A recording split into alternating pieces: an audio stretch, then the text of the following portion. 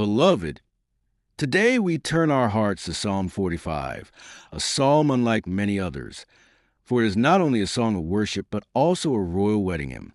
It is a psalm that celebrates the majesty of the king, the beauty of the bride, and the eternal covenant that God establishes through love, faithfulness, and divine purpose. The psalmist begins with overflowing words. My heart is indeed in a good matter. I speak of the things which I made touching the king. My tongue is the pen of a ready writer. This is not ordinary speech. It is the language of praise, the language of prophecy, the language of eternal truth. The psalmist sees beyond the earthly king of Israel and gazes prophetically toward the King of Kings, the Messiah himself. We are shown a king clothed not merely in royal garments, but in truth, humility, and righteousness. The psalm says, Thou art fairer than the children of men. Grace is poured into thy lips. This points us to Christ, the Word made flesh, full of grace and truth, whose words bring life and salvation. His majesty is not rooted in crowns of gold or armies of men, but in the scepter of justice that he wields forever.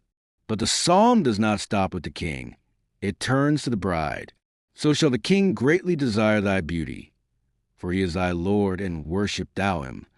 This is where the psalm becomes a picture of the church, the bride of Christ, adorned in garments of glory, called to leave behind the house of her fathers and cleave unto her king. It is a call to transformation, a call to holiness, a call to become radiant not with earthly splendor, but with the beauty of surrender and devotion. Here lies the mystery. The king longs for his bride, and the bride finds her identity in the presence of the king. Just as the ancient wedding procession was filled with music, fragrance, and joy, so too is our journey of faith meant to be a preparation for the eternal wedding feast of the Lamb. And notice how the psalm closes. I will make thy name to be remembered in all generations. Therefore shall the people praise thee forever and ever. This is no ordinary marriage. It is eternal. The psalm begins with words overflowing from the heart and ends with worship flowing from all generations.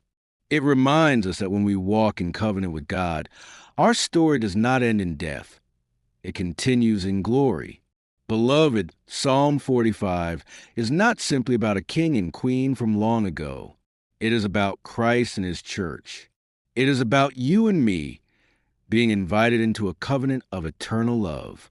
It is about laying down our pride, our past, our fears, and becoming clothed in the garments of salvation. So today,